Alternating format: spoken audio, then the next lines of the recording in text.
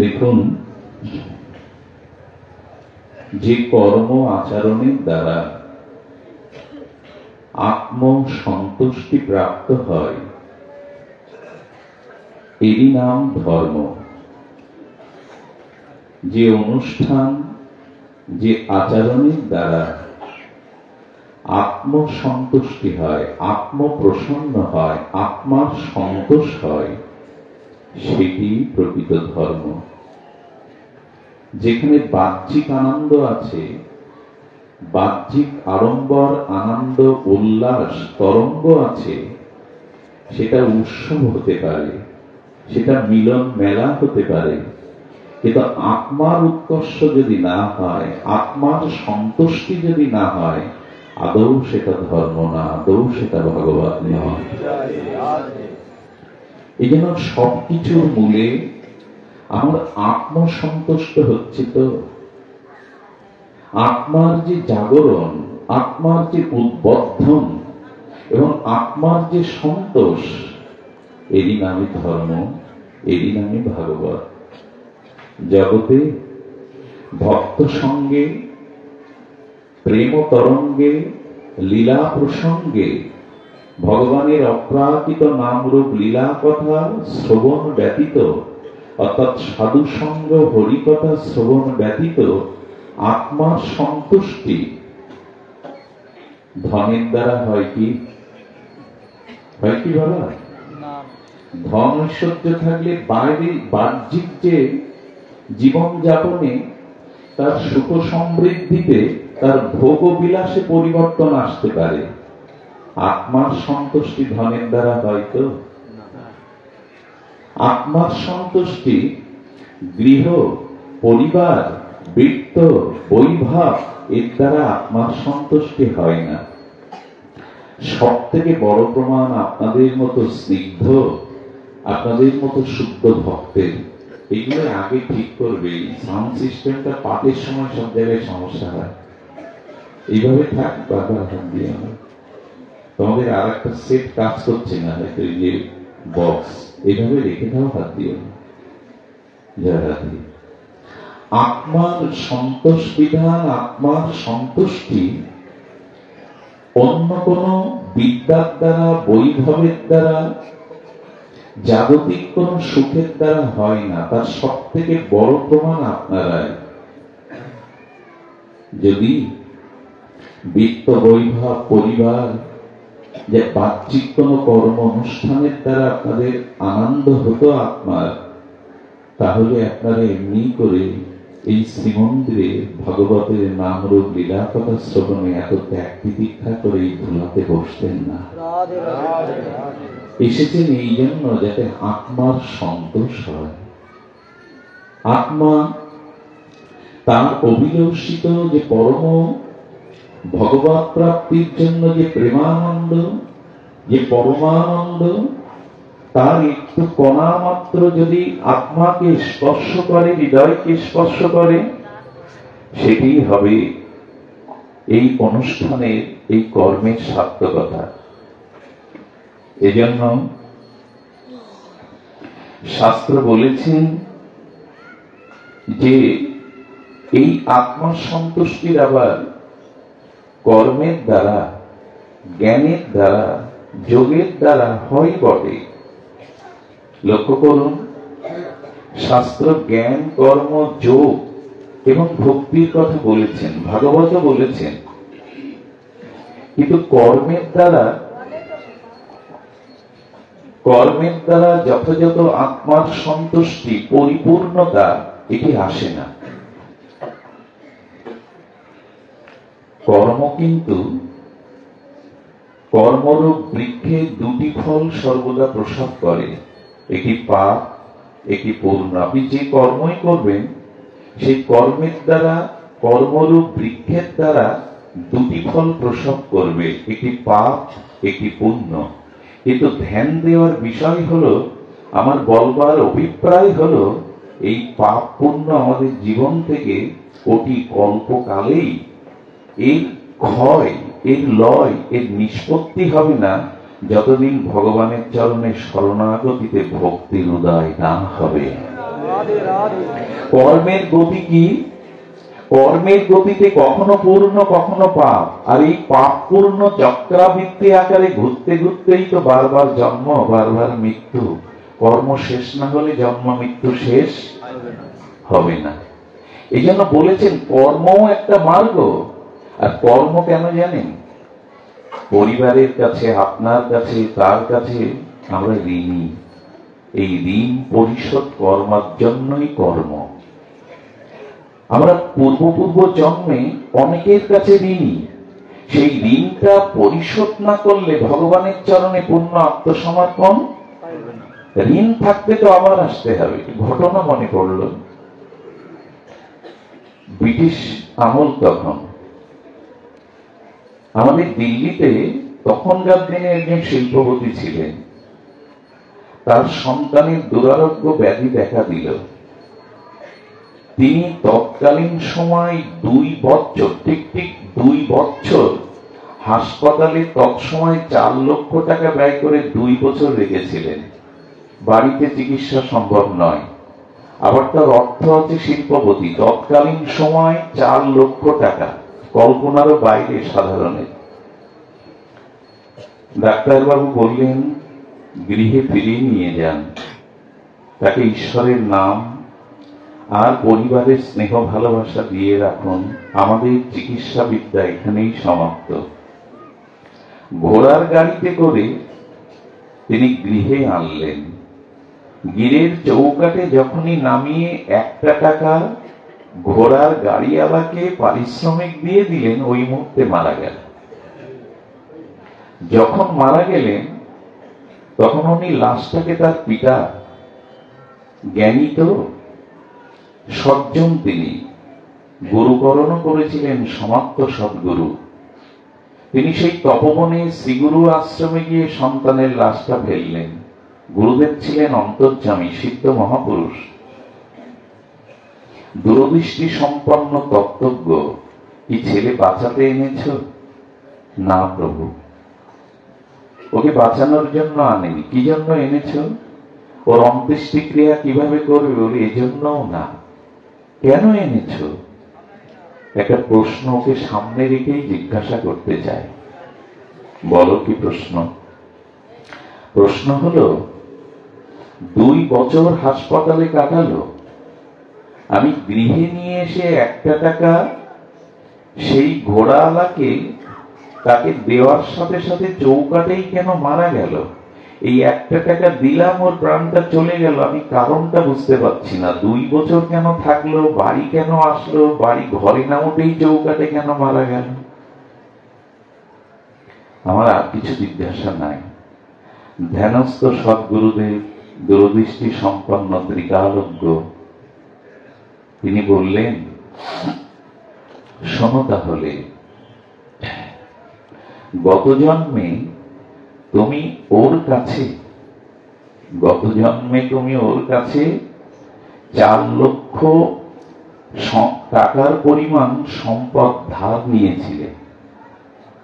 সেই ধারটা তুমি গত জন্মে করে আসতে পারোনি, এবং ওই ধারের শোধ দেওয়ার সময় যে একটা 16 আনা একটা টাকা দিয়ে ওটা ধার দিতে হয়, এটাও তুমি প্রতিজ্ঞা করেছিলে, পরিশোধ করতে আসতে পারোনি। তাই এই জন্মে ও ঋণ পরিশোধ কর, তোমার কাছ থেকে সেই ঋণ পরিশোধ করবার জন্য পুত্র হয়ে জন্মেছে।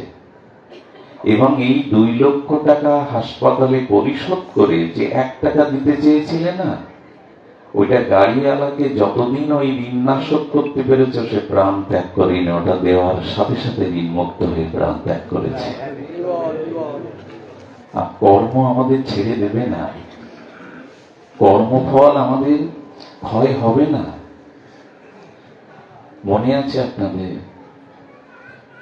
সেই প্রাজ্ঞ ভারতীয় আর্য ঋষিকুল দ্বারকাধীশ শ্রী গোবিন্দের চরণ প্রান্তে এসেছিলেন আশীর্বাদ নিতে। স্বয়ং দ্বারকাধীশ অখণ্ড ভগবান মনি ঋষিদের পাদ প্রক্ষালন করে আশীর্বাদ নিয়েছিলেন।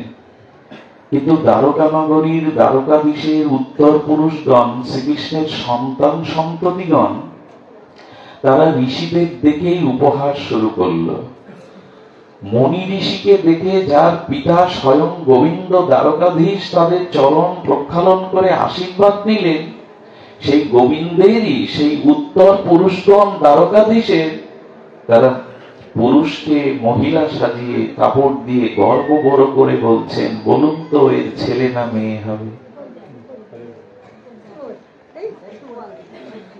প্রাজ্ঞ ঋষিগণ চিন্তা করলেন, ভগবান শ্রীকৃষ্ণের বংশধরদের যদি এই জাতীয় দুর্দশা হয়, এদের গর্বে যে অহংকার অভিমান উপহার জন্মেছে, এই বংশ রাখলে ভারতবর্ষেরা ধ্বংস করে দেবে। অভিশাপ আসলো, শুল জন্মাবে, ছেলে না মেয়ে না, শুল। এই শুলেই যদুবংশ ধ্বংস হবে। বলরামজি বললেন ওটা জন্মাবে। ঋষির অভিশাপ, ঋষির বাণী ব্যক্ত হতে পারে না। সেই শুলকে সমুদ্রে ঘর্ষণ করতে করতে করতে করতে জানা ঘটনা আপনাদের, সেই ঘর্ষণ করতে করতে সেটি ফেনা হয়ে মিশে গেল, তার অস্তিত্ব বেঁচে গেলাম, আত্মশুল নেই। ফেনার মধ্যে শুষ্ক কণা মৎস্য ভক্ষণ করার পরে মৎস্যের মধ্যে ওটা বাড়তে লাগলো। ধীবর পেয়ে গেল মাছটি। ধীবর সেই মাছের পেট থেকে লোহার শলাকাটা নিয়ে বাজারে বিক্রি করলো, ব্যবসাটা তৈরি করলো। এমনি করেই যদুবংশের শেষ পরিণতি আপনারা জ্ঞাত, সকলেই জানেন। কর্ম ক্ষয় হয় কি, অভিশাপ ক্ষয় হয় কি।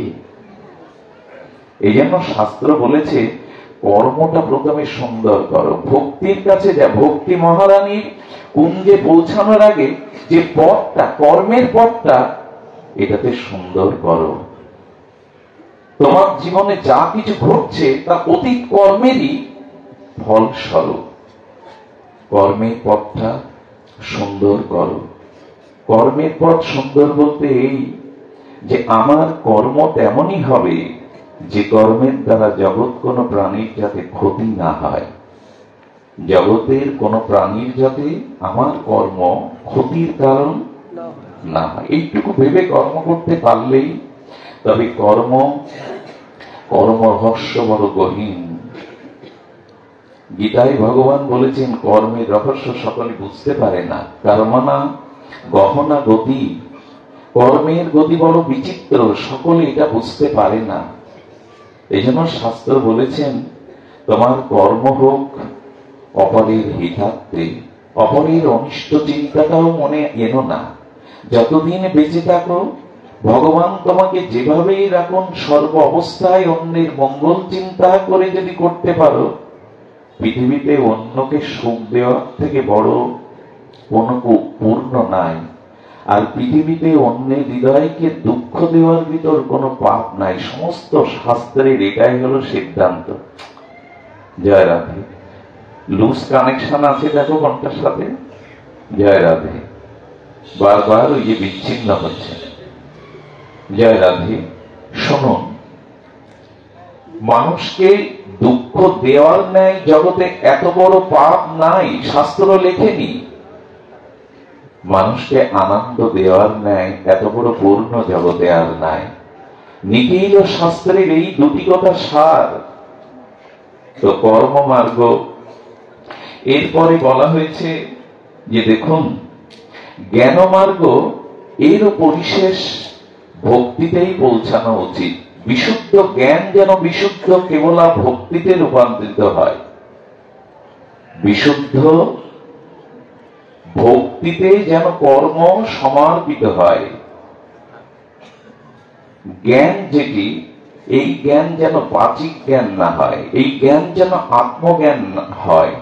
বর্তমান সময়ে আমরা বড় জাগতিক জ্ঞান নিয়ে, বাহ্যিক জ্ঞান নিয়ে, বা তথাকথিত আমাদের যে বিদ্যার গৌরব, আমাদের যে জানা, আজকে এমন হয়েছে একজন শিশুকে তার পিতা বলছেন, না রে ঈশ্বর বিশ্বাস বলে কিছু নেই। আর এই জগৎটা প্রকৃতির নিয়মে আকস্মিক কোন ঘটনা প্রভাবে গ্রহ নক্ষত্রের সংঘর্ষে প্রকৃতি স্বাভাবিকভাবে তৈরি হয়েছে। উদাহরণ দিচ্ছে, বর্ষা যখন আসে অনেক আগাছা জন্মায়, এই বীজ কি কেউ বপন করে? বর্ষা ঋতুতে বর্ষা স্নাত মাটিতে কত আগাছা জন্মায়, বন জঙ্গল এমনি তৈরি হয়, ও বৃষ্টিকেও বহন করে। প্রকৃতির নিয়মে সাংঘর্ষিক জল জগতের কারণে এই পৃথিবীর সৃষ্টি হয়েছে। এই জ্ঞান যদি হয়, এই জ্ঞান তথাকথিত নাস্তিকবাদী জ্ঞান। আর এখন প্রায় আমরা আস্তিকের খোলসে নাস্তিকবাদী ঈশ্বর বা ঈশ্বরের সত্তাটা এটা আমরা স্বীকার করতে চাই না। প্রকৃত জ্ঞান এটা কিছু নাই। অনেক বিদ্যা অর্জন করে, অনেক লেখাপড়া শিখে যদি ঈশ্বরের নাস্তিকতা আসে, এখন তো প্রায় এই যুগ চলছে, ধর্মের খোলসে নাস্তিকতায় আমাদের ধীরে ধীরে ধীরে ধীরে পর্যবেসিত হচ্ছে। আমরা ঈশ্বর বলে খোকা কিছু নেই। ছেলেটা ছিল বুদ্ধিমান, ও ভালো আর্ট করতে পারতো, আঁকাতে পারতো। ছেলেটা ওর বাবার ছবিটা 10 মিনিট ধরে আঁকিয়ে বাবার কাছে গিয়ে বলছে, বাবা দেখো তো। বলে, খুব সুন্দর ছবি, তো আমারই ছবি। আরে রং তুলি দিয়ে তুই তো বাস্তব আমাকে অঙ্কিত করে দেখ, আমি তো এই ছবির মধ্যে। বলে, বাবা ছবি আমি তৈরি করিনি তো। বলে, কে করেছে? বলে, ছবি এমনি এমনি হয়েছে, ছবিটা এমনি এমনি প্রকৃতি থেকে হয়েছে। বলে, তাই হয় নাকি? রং তুলি দিয়ে, আঁচড় দিয়ে, মনোভাবনা দিয়ে, শিল্পের হস্তশিল্পত্ব দিয়েই তো কোনো ছবি নির্মাণ হয়। বলে, না, তুমি যে বললে এ বিশ্ব এমনি এমনি তৈরি হয়েছে প্রকৃতির নিয়মে। একটা ছবি আঁকাতে যদি কারো শিল্প ভাবনা, তার হৃদয়ের ভাব এবং অন্য কাউকে রূপ দিতে হয়, তাহলে অনন্ত বিশ্ব ব্রহ্মাণ্ডটাও এর পেছনে কেউ না কেউ আছে, এমনি এমনি তৈরি হয় না। ওই ছেলেটার অনুভূতি আছে, ওই ছেলেটার অনুভূতি আছে। আচ্ছা, মাটি কি আপনা আপনি ঘট হতে পারে? কথা বলবে, মৃত্তিকা মাটিকে এমনি এমনি ঘট হতে পারে? পারে না। কোন কুমোরের কারণেই মাটিটা ঘট হয়। যেখানে সেখানে ঘট পাওয়া যাবে তো মাটি খুঁড়লে? ঘরটা কুমোরের দ্বারা তৈরি হয়েছে। অর্থাৎ ঘর তৈরির পেছনে দুটি কারণ। দুর্ভাগ্য আমার, ঘর তৈরির পেছনে দুটি কারণ।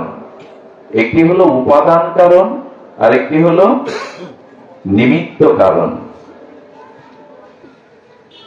নিমিত্ত কারণ হলো কুমোর, আর উপাদান কারণ হলো মাটি। মাটি লাগবে এবং কুমোরের ভাবনা লাগবে, তবেই তো মাটি ঘট হবে। একটা ঘর তৈরি করতে গিয়ে যদি উপাদান কারণ মাটি আর নিমিত্ত কারণ কুমোর লাগে, অনন্ত বিশ্ব ব্রহ্মাণ্ড কি কারো দ্বারা ছাড়া এমনি এমনি সৃষ্টি হতে পারে? পারে না। কিন্তু আজ প্রায়শ সৃষ্টির পেছনে স্রষ্টাকে আমরা স্বীকার করতে সব কানে কর্তৃত্ব অভিমান, আমি করেছি, এই মন্দিরটা আমার, সব আমি করেছি। আচ্ছা, বহুবার বলেছি আমি, আমরা কিছু দান করে সঙ্গে সঙ্গে একটা নাম ফলক বসাবার ব্যস্ত হয়ে যায়, তাই না? এবং সেই নেম প্লেটে জায়গা থাকে না। তৎপুত্র, তৎপুত্র, তৎকন্যা। 2-5 হাজার টাকা মন্দিরে দান করে যদি প্লেটে বংশধরদের তৎপুত্র তৎপুত্র নাম না থাকে, ভগবান বলছেন, আমি যে অনন্ত সুন্দর পৃথিবীটা সৃষ্টি করেছি, দেখো তো আমার সাইনবোর্ড কোথাও আছে কিনা। আমি অনন্ত আকাশ, নীল সমুদ্র, এই অনন্ত সৌন্দর্য পৃথিবীকে সৃষ্টি করে কোথাও আমার নাম ফলক। ভগবান নিজে কর্ম করে দেখাচ্ছেন, কর্ম করো, অধিকার তোমার, আমি করেছি, এই কর্তৃত্ব অভিমান যেন না আসে। এটি জ্ঞান, এটি পারমার্থিক জ্ঞান। যে জ্ঞানটি হলো না, এই সবকিছুর পেছনে ভগবানেরই মহান অবদান। সেই করুণানিধি সর্বশক্তিমান তত্ত্ব, সৃষ্টি স্থিতি প্রলয়ের অধিকর্তা ভগবানেরই এটি দান। এই জন্য আমাদের উচিত হলো, এই জ্ঞানের দ্বারা কি হয় জানেন? চিত্তের মলিনতা দূর হয়। বড়কে জানলে মানুষের চিত্তটা সংকুচিত না হয়ে বড় হয়। হৃদয় বড় করতে গেলে প্রথমে প্রয়োজন হলো চিন্তাটা, জ্ঞানটা বৃহৎ করা, ক্ষুদ্রতা থেকে নিজের চেতনাটা বড় করা। আমি মনে বলেছিলাম, মোহনপুরে সেটি হলো আজকের জ্ঞান বড় বাচিক জ্ঞান হয়ে যাচ্ছে। বাচিক জ্ঞান না হয়ে তত্ত্বজ্ঞান আসতে হবে, আত্মজ্ঞান আসতে হবে। সেই বাচিক জ্ঞানটা কেমন জানেন? বাচিক জ্ঞানটা হলো যে পণ্ডিতগণ একত্রিত একটা ঘরে তাদের পাণ্ডিত্য চর্চা, শাস্ত্র চর্চা করতে করতে সন্ধ্যা নেমে এলো। সন্ধ্যার ঘনীভূত আধারে যখন অন্ধকার নেমে এলো, তখনই পণ্ডিতগণ বলছেন প্রদীপ জ্বালানো প্রয়োজন, প্রদীপ না জ্বালালে অন্ধকার দূর হবে না। আচ্ছা, প্রদীপের আলোতে পুরো অন্ধকার দূর হবে না, এখানে একটা বাল্ব জ্বালাও। আচ্ছা, সারা রাত ধরে যদি ওই পণ্ডিতগণ আলো জ্বালাবার কথা বলতে থাকে, অথচ কেউ আলো না জ্বালায়, অন্ধকার যাবে কি? যাবে না। এই জন্য বাচিক জ্ঞানের দ্বারা আত্মদর্শন হয় না। আমরা প্রায়শ এখনো বাচিক জ্ঞানের দ্বারা, আর তার ভিতরে আছে তর্ক, পাণ্ডিত্য। বাচিক জ্ঞানটা প্রকৃত তত্ত্বজ্ঞান এনে দিতে পারে না। প্রদীপ জ্বালতে হবে আপনাকে। প্রদীপ জ্বালাবার গল্প বললে অন্ধকার দূর হবে না। আমরা শুধু আলো জ্বালাবার কথাই বলি, কত জ্ঞানের স্ফুরণ হয় আমাদের। কিরকম জানেন? জগৎ মিথ্যা, একমাত্র আত্মাই সত্য। এরকম বলি আমিও। আমরা জগৎ মিথ্যা, ব্রহ্ম সত্য বলি। এই জগতের সব অনিত্য, এই জগৎ সব দুঃখপ্রদ, অথচ ভোগের বেলায় আমি জগৎকে আঁকড়ে ধরে আছি, ভোগকে আঁকড়ে ধরে আছি। আচ্ছা, যদি ঈশ্বর সত্য আর জগৎ অনিত্য বা মিথ্যা হয়, এটা যদি জ্ঞানের পরিভাষা হয়, জ্ঞানের সর্বশ্রেষ্ঠ সংজ্ঞা হলে এই যে ঈশ্বর সত্য আর সব অনিত্য বা মিথ্যা, ব্রহ্ম সত্য, জগৎ মিথ্যা। তাই যদি হয়, জগৎ যদি ঈশ্বরবাদে সব মিথ্যা হয়, তাহলে সোনার ডলার মাটির ঢেলাটাকে সমান দেখতে হবে আপনার। তা কি হয়? বলছি ঈশ্বর সত্য, জগৎ মিথ্যা, অথচ মানার বেলায় সোনার মিথ্যাই যদি হবে, তো মাটির ঢেলা সোনা এক হবে না আমার কাছে? এই যেন মৌখিক জ্ঞান জ্ঞান নয়, তত্ত্বজ্ঞানই জ্ঞান, কর্ম জ্ঞান। এই যে কর্ম, নিষ্কাম কর্ম আর বিশুদ্ধ তত্ত্ব জ্ঞান, এই দুটি সোপানের উপরেই দিয়ে মানুষ ভক্তি রাজ্যে পৌঁছাতে পারে।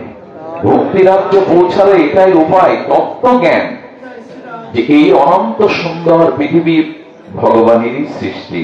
এবং এই তত্ত্ব জ্ঞান না আসা পর্যন্ত, তত্ত্ব জ্ঞানটা কেমন জানেন? একটু সংজ্ঞায় বলেছে। আচ্ছা, রিজার্ভেশনে যে গাড়ির ট্রেনের সিটটা আপনি কাটলেন, সেই চিঠে গিয়ে নাম্বার থেকে দাবি করেন কিনা এটা আমার সিট? দাবি করেন কিনা এটা আমার সিট? কেউ বসে থাকলে বলেন এটা আমার সিট। আচ্ছা, স্টেশনে আপনার লক্ষ্য যেখানে, আপনি গতাগতি যেখানে নামবেন, ওইখানে নামার পরে কি আর পেছন ফিরিয়ে দুঃখ করতে লাগে, আমার সিট আমি কেন ছেড়ে যাব, বাড়ি নিয়ে যায়? রেসপন্সটা এ কি মনে হয়? বরঞ্চ নেমে যান, তখন আর দাবি করেন না ট্রেনটা আমার, ট্রেন আমার, ফ্লাইট অমুক সময় ছাড়বে, আমার ফ্লাইটের নাম্বার এত, বলেন তো। যখন ছেড়ে যান তখন কি আমার কারণে কষ্ট পান? এটি আমার সিটটা আমার। তার মানে এই জগৎটাও ধরে দিন একটা ট্রেন, আপনি যাত্রী হয়ে উঠেছেন, যে ঘর সংসার ওর মধ্যে পেয়েছেন, সিট পেয়েছেন, বসার জায়গা পেয়েছেন, সাথীদের পেয়েছেন, এটা সংসার। মৃত্যু যখন আসবে, স্টেশনে নেমে যাওয়া, তখন এই ভাবতেই যদি যেতে পারে আমি টিকিট মাত্র কেটেছিলাম, এইটুকু সময় আমার অধিকার ছিল, এখন কিছুই আমার নয়। এটাই প্রকৃত জ্ঞান, এটাই প্রকৃত জ্ঞান। আমার বলে আঁকড়ে ধরে থাকলে জানবেন, মুখে সে যতই পেনা তুলুক, প্রকৃত জ্ঞান তার হয়নি। এই জন্য এই জগতে ভগবান আমাকে যে কটা দিন দিয়েছেন আমার নয়। আমি বসে আছি, কিন্তু একবার, আচ্ছা, ব্যাংকের যিনি ক্যাশিয়ার, যিনি ক্যাশিয়ারের দায়িত্বে প্রধান, সেই প্রধান ক্যাশিয়ার দিনেতে কয়েক কোটি টাকা আনাগোনা হয়, তাই না? সে গুনতে থাকে, লেনদেন করতে থাকে। তার বাড়ির অসুস্থতার কারণে, অসুখের কারণে কিছু টাকা প্রয়োজন। অত টাকা তার হাতে লেনদেন হচ্ছে, একবারও কি সে মনে করে টাকাটা আমার? এবং ওই টাকা নিয়ে কি সে নিজের কাজে লাগাতে পারে? লাগালেও কি তার চাকরিটা থাকবে? গোবিন্দ বলছেন অত টাকা সামনে, কোটি কোটি টাকা তার, সে টাকার মধ্যেই বসে আছে, তার হাতেই লেনদেন হচ্ছে, অথচ সে মনে করছে এই কলমটা ব্যাংক কর্তৃপক্ষের, এই চেয়ারটাও ব্যাংক কর্তৃপক্ষের, এই টাকাগুলো সব জনগণের, সাধারণ মানুষের, এতে হাত দেওয়ার আমার অধিকার নেই। যদি জগৎকে অফিস মনে করতে পারো, এখানে সব বস্তুকে এই ভগবান সরকারের মনে করতে পারো এবং ওর প্রতি লোভ না আসতে পারে, এটাই প্রকৃত জ্ঞান। এটাই প্রকৃত জ্ঞান। এর থেকেই তুমি পথ পেয়ে যাবে। তাই কি আর হয়? সব আমার। দাবি হলো সব আমার। আমি এবং আমার এই দুটিকে পুরোপুরি যদি আমরা মূল উৎপাদন করতে পারি, আমি থাকলো না, আমার থাকলো না, তখনই তত্ত্ববস্তু ভগবানই থাকে। এর নাম ভক্তি। আমি এবং আমার যেখানে সমর্পণ হয়ে যায়, আমি এবং আমার যেখানে নাই, সেখানেই হলো প্রকৃত ভক্তির শুরু। আজ এহেন পরিমণ্ডলে, এহেন বিশুদ্ধ ভক্তগণের সমীপে আমরা এই দুটি সোপান একটু অতিক্রম করে এখন ভক্তি রাজ্যে প্রবেশ করব। এবং ভক্তি রাজ্যে যে বিষয়টা, গ্রন্থটা আমার সামনে আছে, এটি অমীয়, দিব্য, আমাদের রাধাকুণ্ডের শ্রী গুরু মহারাজজি যেটি রূপ দিয়েছিলেন, রাধারানীর কিঙ্করী ব্যতীত, জীব গোস্বামীর আবেশ ব্যতীত, রঘুনাথ দাস গোস্বামীর অপার করুণা ব্যতীত এই গ্রন্থ লেখা যায় না। এই গ্রন্থ হল শ্রী শ্রী বিলাস কুসুমাঞ্জলি। এই বিলাস কুসুমাঞ্জলি আমি প্রায় কখনো আলোচনা করিনি, কেন জানি না আপনাদের মুখবদন, আপনাদের স্নিগ্ধ এই মাঙ্গলিক সাধু পরিবেশে এই কথা বলতে মন চাইছে, যা ইতিপূর্বে কখনো আমি আলোচনায় আনিনি, সে দৃষ্টতাও আমার নাই। তবে গুরু মহারাজের অমীয় প্রসাদের করুণা কণা যদি একটু আস্বাদন করে এই আত্মসন্তুষ্টি আমরা করতে পারি, আসলে আমরা ভক্তি রাজ্যের চরম স্তরে চলে যাই। আচ্ছা, ভক্তি করেই তো প্লাবিত হচ্ছে আমরা। ভক্তি আমাদের মুখ্য, ভক্তি আমাদের সাধ্যবস্তু, প্রেম ভক্তি। আচ্ছা, ভক্তি যদি কারো মধ্যে কিঞ্চিত সিন্ধুতে বিন্দু প্রবেশ ঘটে, ভক্তির কণা মাত্র যদি কারো ভেতরে প্রবেশ করে, ভক্তির স্পর্শ কণা মাত্র যদি কেউ পায়, ভক্তি দেবীর কটাক্ষ, করুণা, কৃপা দৃষ্টি যদি সামান্য কারো উপরে পড়ে, কোন লক্ষণে বোঝা যাবে? কি লক্ষণে বোঝা যাবে আমার ভিতরে ভক্তি দেবীর কিঞ্চিত কৃপা দৃষ্টি পড়েছে? সেই সিন্ধু সম অগাধ ভক্তি সিন্ধুর এক কণা আমার হৃদয়ে এসেছে, আত্মায় এসেছে। এর লক্ষণ 5টি, মিলিয়ে নিন। সত্যিই আমার ভিতরে ভক্তির কণা মাত্র এসেছে কিনা। ভক্তি এলে প্রথমে কি হবে? নির্ভয়তা। কি হবে? বলুন সকলে, নির্ভয়তা। তার মানে নির্ভয়তা আসবে যখন আপনার এটা হারালো, ওটা হারালো, এই বুঝে গেল। ভয় তো আমাদের প্রতিপলা বলে, সকালে ঘুম থেকে চোখ খুললেই ভয়। এই বুঝি শত্রুর ভয়, এই রোগের ভয়, এই দুঃসংবাদের ভয়, আর সর্বোপরি সবাইকে এখন মৃত্যু ভয় গ্রাস করেছে। রোড অ্যাক্সিডেন্ট, দুরারোগ্য ব্যাধি, এই বুঝি সংবাদ এলো। নির্ভয়তা আসতে হবে, তবে জানতে হবে ভক্তি আপনার ভিতরে প্রবেশ করেছে। নির্ভয়তা তাকে হয় আমার। ভক্তি ভক্তি বলে মুখে ফেনা তুলে দেই, কত আবেগে কান্নাকাটি করি। আসলে ভক্তি যখনই আসবে, নির্ভয়তা। এর পুরনো একটা ঘটনা মনে পড়লেন। প্রায় 30-35 বছর আগে প্রখ্যাত কীর্তনিয়া, বাংলার গর্ব সে রায়মোহনের মুখে শুনেছিলাম। অনেকবার শুনেছেন আপনারা। নির্ভয়তা কেমন জানেন? এক গাভীকে, এক শ্যামলী গাভীকে তার মালিক প্রতিদিন জঙ্গলের পাশে নদীর তীরে, তটিনী তীরে তাকে তৃণ খাওয়ার জন্য খুঁটি মেরে বেঁধে রেখে আসতো। সারাদিন তৃণ লতাদি ভক্ষণ করে সন্ধ্যাকালে মালিক তাকে আবার দড়ি খুঁটি নিয়ে ফিরিয়ে আনতো। শুনেছেন, আপনাদের মনেও পড়ছে ঘটনাটা, তো পুনশ্চরণ করলে অত্যত্বিক হবে না, আপনাদের হৃদয়ের রসাস্বাদনে আস্বাদনে বিঘ্ন হবে না। গাভীটাকে প্রতি ওই ঘোর জঙ্গলে এক বাঘ বহুদিন ধরে তাক করে আছে, সুযোগ পেলেই হয়। গাভীটি সেদিন তৃণ খেতে খেতে অল্প তৃণেতে তার মনটা ভরেনি। সে ধীরে ধীরে নদীর চরের যে দুর্বা ঘাসগুলো লগলাগ করছে, ওই লোভে নদীর চরেই নেমে গেছে। কিন্তু ঘটনাক্রমে যেখানে ঘাসটা মুখ দিতে গেছে ওখানে চোরাবালি। এই চোরাবালিতে গাভীটা যখন পরপর পরপর তলিয়ে গেছে, তার সমস্ত চারটি পাগুলি মাটিতে আটকে গেছে। বাঘ বললেন, এটাই তো সুযোগ।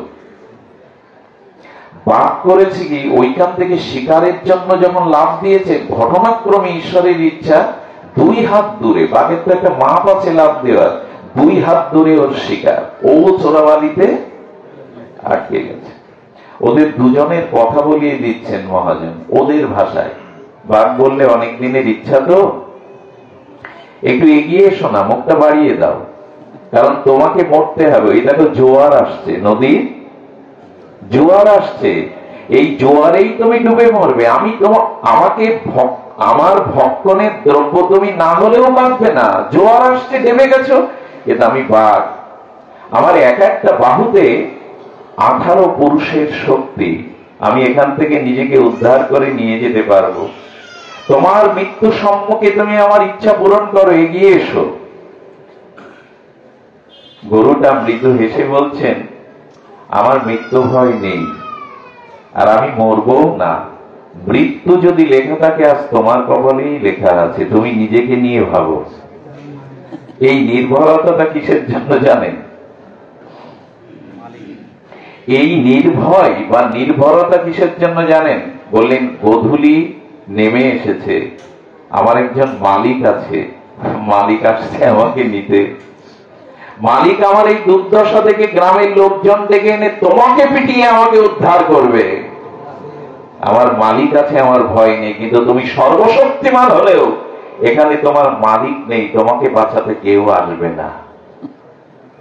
যদি ঈশ্বরের প্রতি সর্বত সমর্পিত ভাব হয়, তখনই মানুষের জীবনে আসে নির্ভরতা। প্রহ্লাদের এসেছিল। বলবান হস্তির সামনে, সর্পের সামনে, বিষের সামনে মীরা বা ভক্তরাজ প্রহ্লাদ ভীত হয়নি। ভীত কি হয়েছিল? দুর্বাসা জটা ছিঁড়ে যখন অগ্নিতে পুড়িয়ে মারতে গেল অম্বরীশ, কেউ কি ভয়ে পালিয়েছিল? বরঞ্চ দুর্বাসা চক্রের ভয়ে পালিয়েছিল। অম্বরীশ ভক্ত পালায়নি, দাঁড়িয়েছিল। এর একটি কারণ, মালিক আছে। ঘটনাও তাই ঘটল। মালিক এসে বাঘটাকে পিটিয়ে গাভীটাকে লোকজন দিয়ে তুলে নিয়ে গেল। আমার মনে হয় যদি বিশ্বাস করতাম আমার জীবনে সর্বতময় ঈশ্বরই আছেন, তাহলে জগতে আমি নির্ভয় হতে পারতাম, ভয় থাকতো না, মালিক আছে তো। এই জন্য ভক্তি যার ভিতরে কিঞ্চিত প্রবেশ হয়েছে, তার প্রথম লক্ষণ হলো নির্ভয়। অনেকটা কেমন জানেন? শিশু অন্ধকারে ভয় পাচ্ছে, ক্ষুধায় ক্রন্দন করছে, কিন্তু ওই ক্রন্দনরত ভয়ে ভীত শিশুকে যতই নারীরা কোল দিতে যাক, স্নেহ মমতা দিতে যাক, শিশুর কান্না বা ভয় যাবে না যতক্ষণ তার গর্ভধারিণী মায়ের কোলে না উঠবে।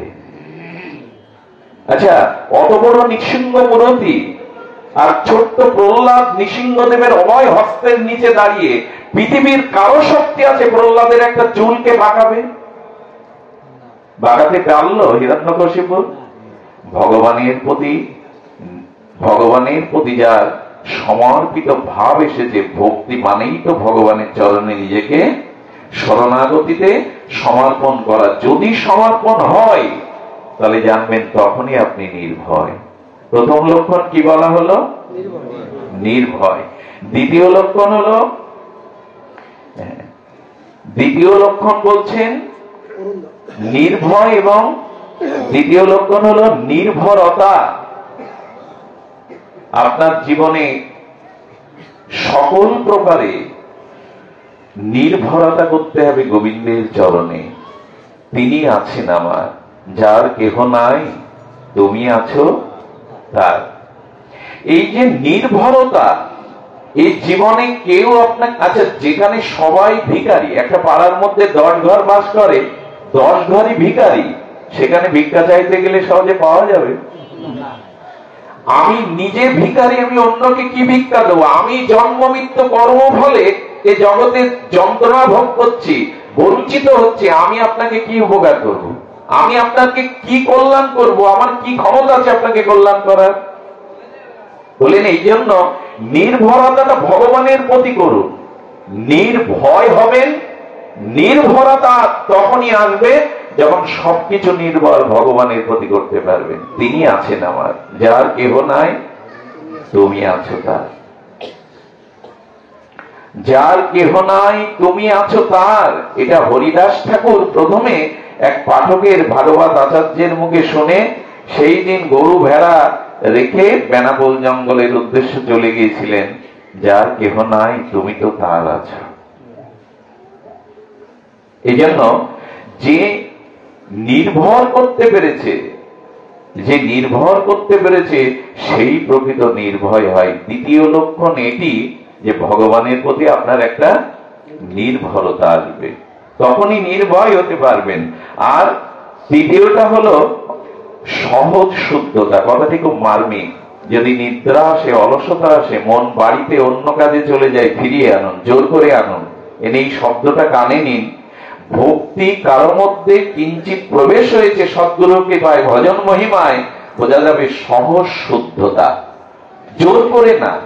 এই যে এখানে এসেছি কাঁচানো ওড়না গায়ে দিয়ে, এগুলো না পারলেও তিলকটা কারো কাছে দিয়ে নিয়েছি, এগুলো সহজ না, কৃত্রিম।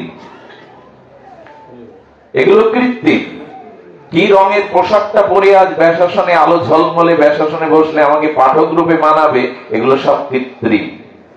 সহজ শুদ্ধতা আসবে, হৃদয়ে আসবে সহজ শুদ্ধতা। তার মানে জোর করে না, বলে করে না, পরিকল্পনা করে না, একটা শুদ্ধ ভাব, একটা সরল ভাব ভেতর থেকেই আসবে। সূর্যের কিরণ প্রকাশ হলে যেভাবে জগৎ প্রকাশ হয়, আজকে চীন আমেরিকা যদি নকল সূর্য তৈরি করে, এর মতো প্রভাবশালী করতে পারবে তো? মেঘ সৃষ্টি হলে বৃষ্টি হয়।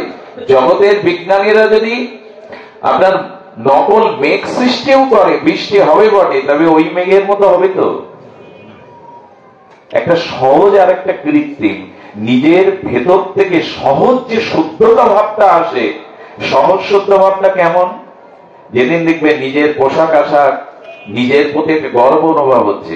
আরে এই দুদিনের ছেলেরা যারা ভাগবতে আসে না, তারা সামনে গিয়ে বসেছে আর আমি কি পিছনে। এটা সহজ শুদ্ধতা না। সহজ শুদ্ধতাটা ভালোই করেছি। আমার এখানে যারা আছে না, আমার থেকে সবাই বেশি ভজনশীল, আমার থেকে সবাই উত্তম। একটা শুদ্ধতা এলো। মনের শুদ্ধতা কখন আসে?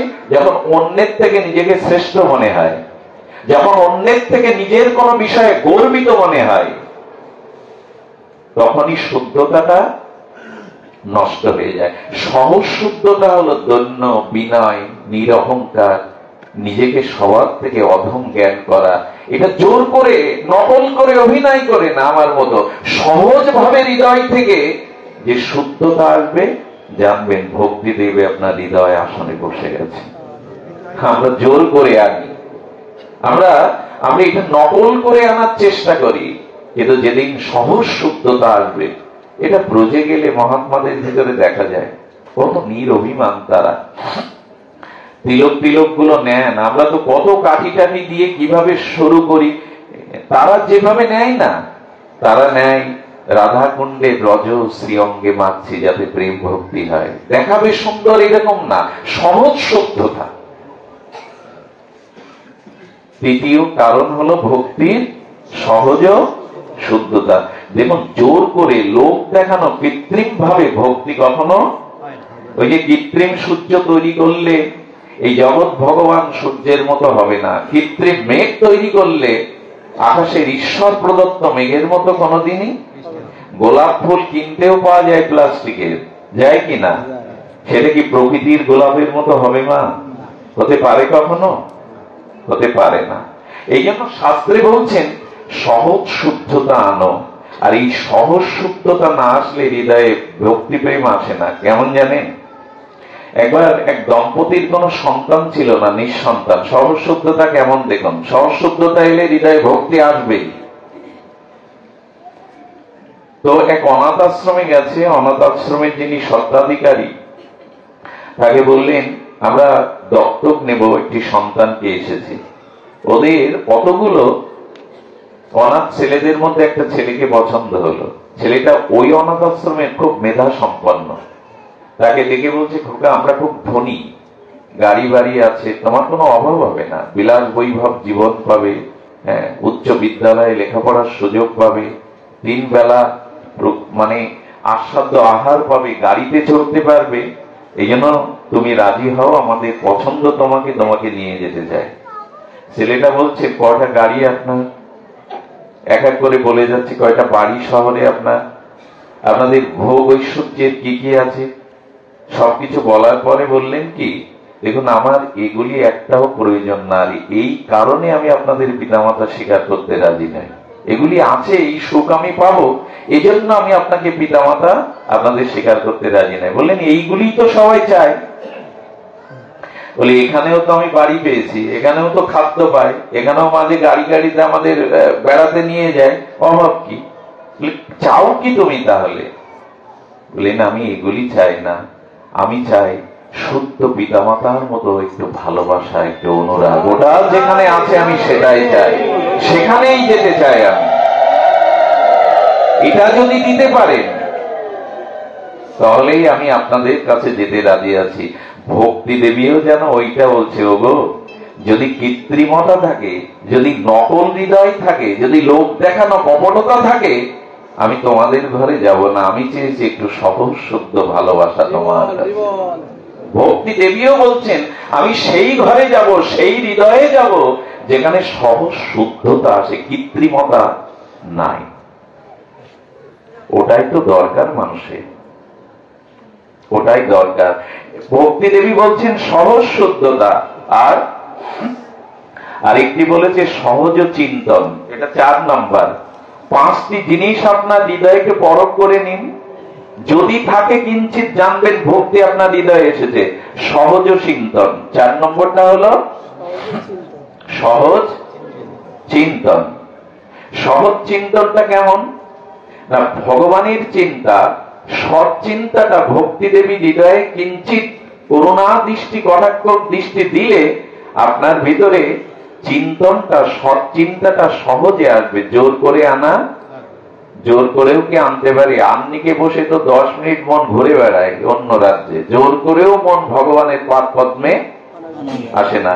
যেদিন দেখবেন সর্ব অবস্থায় সহজভাবে সৎ চিন্তাটা উদয় হচ্ছে, জোর করে না, জানবেন আপনার প্রতি গুরু মহারাজের হরি নামের বিশেষ কৃপা হয়েছে। হরি কথা, সহজ সৎ চিন্তা, এগুলি কি আসে আমাদের?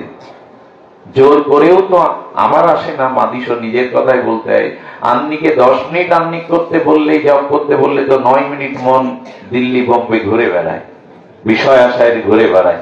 সহজভাবে, সহজভাবে যেদিন মনে সৎ চিন্তাটা আসবে, জোর করে না। কাল সারা রাত যজ্ঞে হরিনাম শুনেছি, সারা রাত আনন্দবাজারে দেওয়া করেছি, অনেক ভক্তি যজ্ঞের এবছর বিজয়রাম করে আমি সব থেকে বেশি পরিশ্রম দিয়েছি রাত দিন।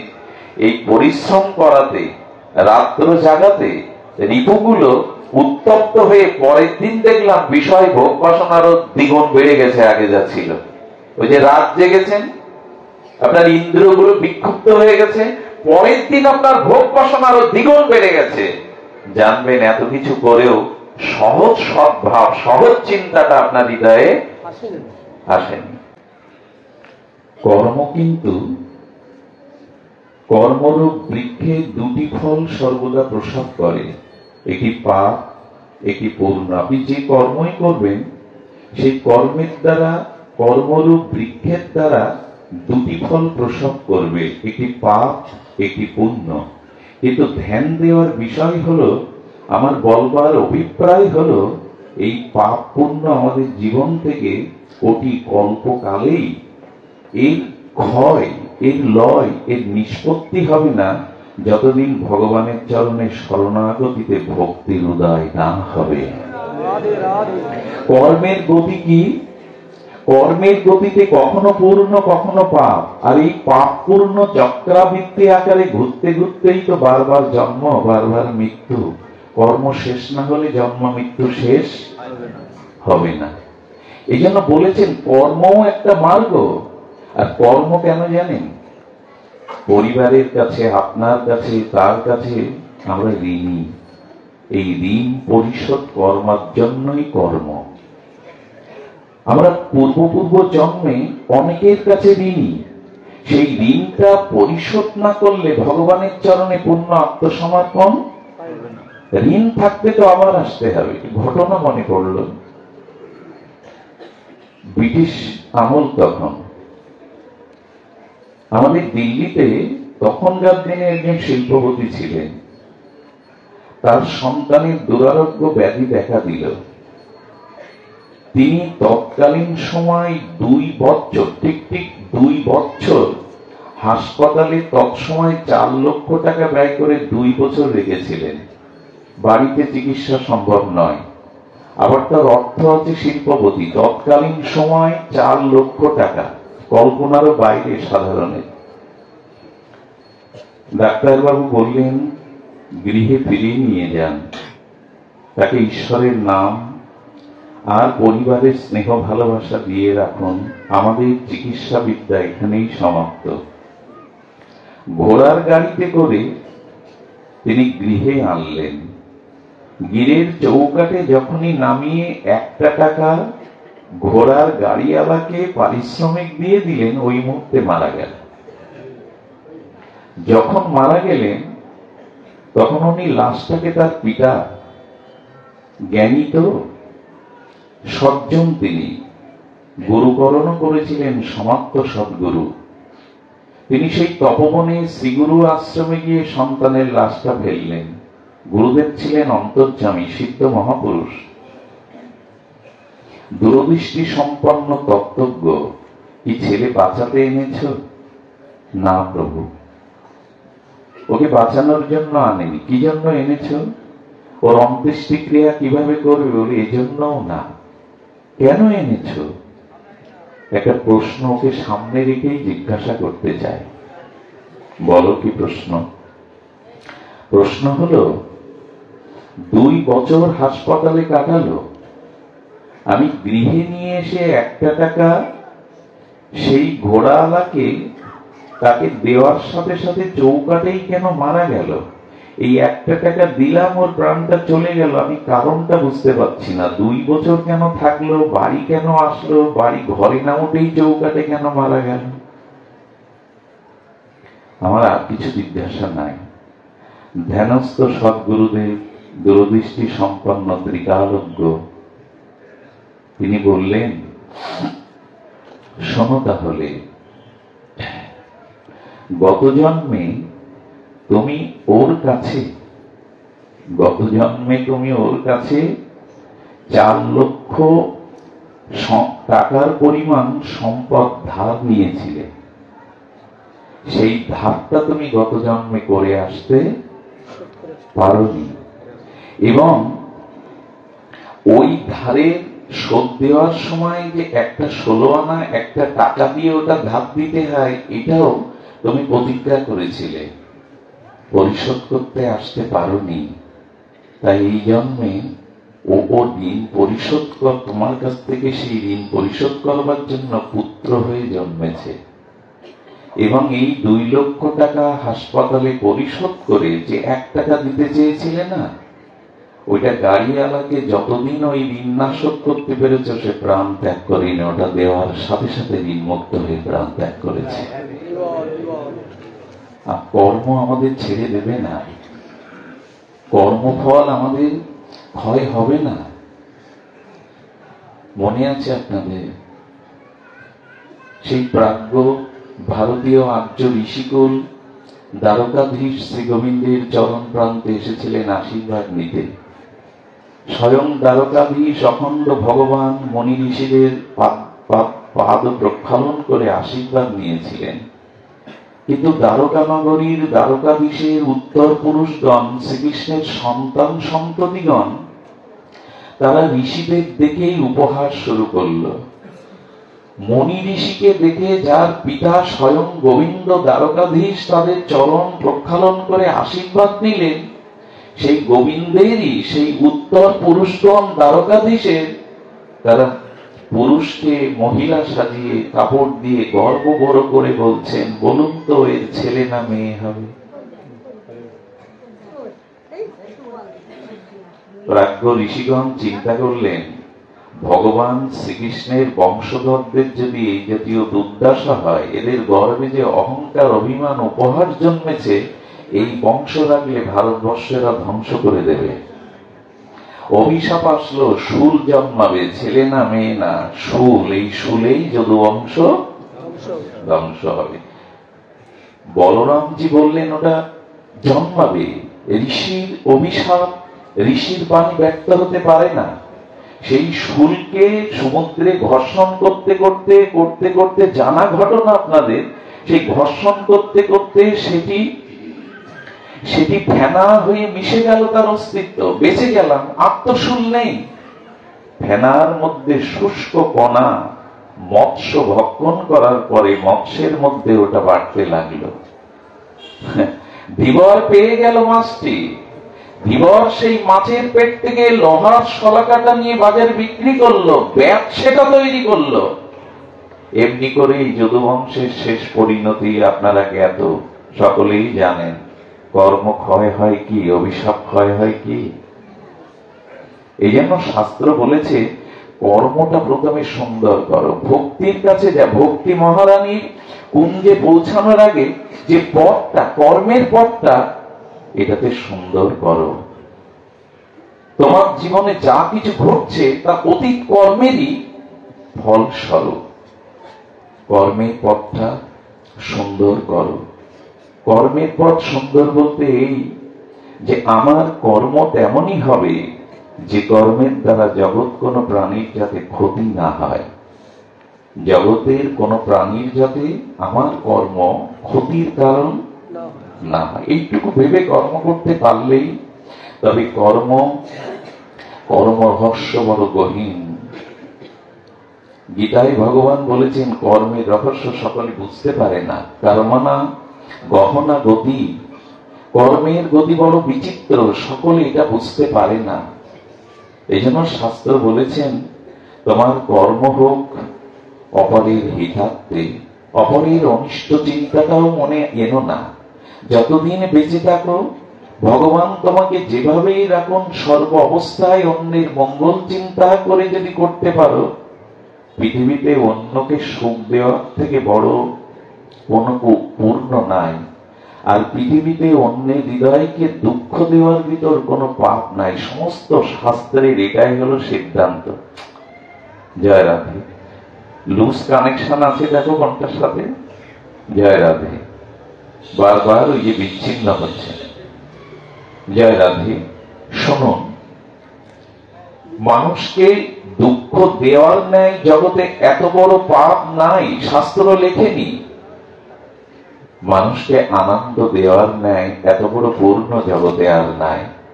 নিখিল শাস্ত্রের এই দুটি কথা সার। তো কর্ম মার্গ, এরপরে বলা হয়েছে যে দেখুন জ্ঞান মার্গ, এরও পরিশেষ ভক্তিতেই পৌঁছানো উচিত। বিশুদ্ধ জ্ঞান যেন বিশুদ্ধ কেবল ভক্তিতে রূপান্তরিত হয়। বিশুদ্ধ ভক্তিতে যেন কর্ম সমর্পিত হয়। জ্ঞান যেটি, এই জ্ঞান যেন বাচিক জ্ঞান না হয়, এই জ্ঞান যেন আত্মজ্ঞান হয়। বর্তমান সময় আমরা বড় জাগতিক জ্ঞান নিয়ে, বাহ্যিক জ্ঞান নিয়ে, বা তথাকথিত আমাদের যে বিদ্যার গৌরব, আমাদের যে জানা, আজকে এমন হয়েছে একজন শিশুকে তার পিতা বলছেন, না রে ঈশ্বর বিশ্বাস বলে কিছু নেই। আর এই জগৎটা প্রকৃতির নিয়মে আকস্মিক কোন ঘটনা প্রভাবে গ্রহ নক্ষত্রের সংঘর্ষে প্রকৃতি স্বাভাবিকভাবে তৈরি হয়েছে। উদাহরণ দিচ্ছে, বর্ষা যখন আসে অনেক আগাছা জন্মায়, এই বীজ কি কেউ বপন করে? বর্ষা ঋতুতে বর্ষা স্নাত মাটিতে কত আগাছা জন্মায়, বন জঙ্গল এমনি তৈরি ও বীজ কি কেউ বহন করে? প্রকৃতির নিয়মে সাংঘর্ষিক জল জগতের কারণে এ পৃথিবীর সৃষ্টি হয়েছে। এই জ্ঞান যদি হয়, এই জ্ঞান তথাকথিত নাস্তিকবাদী জ্ঞান। আর এখন প্রায় আমরা আস্তিকের খোলসে নাস্তিকবাদী ঈশ্বর বা ঈশ্বরের সত্তাটা এটা আমরা স্বীকার করতে চাই না। প্রকৃত জ্ঞান এটা কিছু নয়। অনেক বিদ্যা অর্জন করে, অনেক লেখাপড়া শিখে যদি ঈশ্বরের নাস্তিকতা আসে, এখন তো প্রায় এই যুগ চলছে, ধর্মের খোলসে নাস্তিকতায় আমাদের ধীরে ধীরে ধীরে ধীরে পর্যবেসিত হচ্ছে। আমরা ঈশ্বর বলে খোকা কিছু নেই। ছেলেটা ছিল বুদ্ধিমান, ও ভালো আঁক করতে পারতো, আঁকাতে পারতো। ছেলেটা ওর বাবার ছবিটা 10 মিনিট ধরে আঁকিয়ে বাবার কাছে গিয়ে বলছে, বাবা দেখো তো। বলে, খুব সুন্দর ছবি, তো আমারই ছবি। আরে রং তুলি দিয়ে তুই তো বাস্তব আমাকে অঙ্কিত করে দেখ, আমি তো এই ছবির মধ্যে। বলে, বাবা ছবি আমি তৈরি করিনি তো। বলে, কে করেছে? বলে, ছবি এমনি এমনি হয়েছে, ছবিটা এমনি এমনি প্রকৃতি থেকে হয়েছে। বলে, তাই হয় নাকি? রং তুলি দিয়ে, আঁচড় দিয়ে, মনোভাবনা দিয়ে, শিল্পের হস্তশিল্পত্ব দিয়েই তো কোনো ছবি নির্মাণ হয়। বলে, না, তুমি যে বললে এ বিশ্ব এমনি এমনি তৈরি হয়েছে প্রকৃতির নিয়মে। একটা ছবি আঁকাতে যদি কারো শিল্প ভাবনা, তার হৃদয়ের ভাব এবং অন্য কাউকে রূপ দিতে হয়, তাহলে অনন্ত বিশ্ব ব্রহ্মাণ্ডটা এর পেছনে কেউ না কেউ আছে, এমনি এমনি তৈরি হয় না। ওই ছেলেটার অনুভূতি আছে, ওই ছেলেটার অনুভূতি আছে। আচ্ছা, মাটিকে আপনা আপনি ঘট হতে পারে? কথা বলবে, মৃত্তিকা মাটিকে এমনি এমনি ঘট হতে পারে? পারে না। কোন কুমোরের কারণেই মাটিটা ঘট হয়। যেখানে সেখানে ঘট পাওয়া যাবে তো মাটি খুঁড়লে? ঘরটা কুমোরের দ্বারা তৈরি হয়েছে। অর্থাৎ ঘর তৈরির পেছনে দুটি কারণ। দুর্ভাগ্য আমার, ঘর তৈরির পেছনে দুটি কারণ। একটি হলো উপাদান কারণ, আর একটি হলো নিমিত্ত কারণ। নিমিত্ত কারণ হলো কুমোর, আর উপাদান কারণ হলো মাটি। মাটি লাগবে এবং কুমোরের ভাবনা লাগবে, তবেই তো মাটি ঘট হবে। একটা ঘর তৈরি করতে গিয়ে যদি উপাদান কারণ মাটি আর নিমিত্ত কারণ কুমোর লাগে, অনন্ত বিশ্ব ব্রহ্মাণ্ড কি কারো দ্বারা ছাড়া এমনি এমনি সৃষ্টি হতে পারে? পারে না। কিন্তু আজ প্রায়শ সৃষ্টির পেছনে স্রষ্টাকে আমরা স্বীকার করতে সব কানেই কর্তৃত্ব অভিমান, আমি করেছি, এই মন্দিরটা আমার, সব আমি করেছি। আচ্ছা, বহুবার বলেছি আমি, আমরা কিছু দান করে সঙ্গে সঙ্গে একটা নাম ফলক বসাবার ব্যস্ত হয়ে যায়, তাই না? এবং সেই নেম প্লেটে জায়গা থাকে না। তৎপুত্র, তৎপুত্র, তৎকন্যা। 2-5 হাজার টাকা মন্দিরে দান করে যদি প্লেটে বংশধরদের তৎপুত্র তৎপুত্র নাম না থাকে, ভগবান বলছেন, আমি যে এই অনন্ত সুন্দর পৃথিবীটা সৃষ্টি করেছি, দেখো তো আমার সাইনবোর্ড কোথাও আছে কিনা। আমি অনন্ত আকাশ, নীল সমুদ্র, এই অনন্ত সৌন্দর্য পৃথিবীকে সৃষ্টি করে কোথাও আমার নাম ফলক। ভগবান নিজে কর্ম করে দেখাচ্ছেন, কর্ম করো, অধিকার তোমার, আমি করেছি, এই কর্তৃত্ব অভিমান যেন না আসে। এটি জ্ঞান, এটি পারমার্থিক জ্ঞান। যে জ্ঞানটি হলো না, এই সবকিছুর পেছনে ভগবানেরই মহান অবদান। সেই করুণানিধি সর্বশক্তিমান তত্ত্ব, সৃষ্টি স্থিতি প্রলয়ের অধিকর্তা ভগবানেরই এটি দান। এই জন্য আমাদের উচিত হলো, এই জ্ঞানের দ্বারা কি হয় জানেন? চিত্তের মলিনতা দূর হয়। বড়কে জানলে মানুষের চিত্তটা সংকুচিত না হয়ে বড় হয়। হৃদয় বড় করতে গেলে প্রথমে প্রয়োজন হলো চিন্তাটা, জ্ঞানটা বৃহৎ করা, ক্ষুদ্রতা থেকে নিজের চেতনাটা বড় করা। আমি মনে বলেছিলাম মোহনপুরে সেটি হলো আজকের জ্ঞান বড় বাচিক জ্ঞান হয়ে যাচ্ছে। বাচিক জ্ঞান না হয়ে তত্ত্ব জ্ঞান আসতে হবে, আত্মজ্ঞান আসতে হবে। সেই বাচিক জ্ঞানটা কেমন জানেন? বাচিক জ্ঞানটা হলো যে পণ্ডিতগণ একত্রিত একটা ঘরে তাদের পাণ্ডিত্য চর্চা, শাস্ত্র চর্চা করতে করতে সন্ধ্যা নেমে এলো। সন্ধ্যার ঘনীভূত আধারে যখন অন্ধকার নেমে এলো, তখনই পণ্ডিতগণ বলছেন প্রদীপ জ্বালানো প্রয়োজন, প্রদীপ না জ্বালালে অন্ধকার দূর হবে না।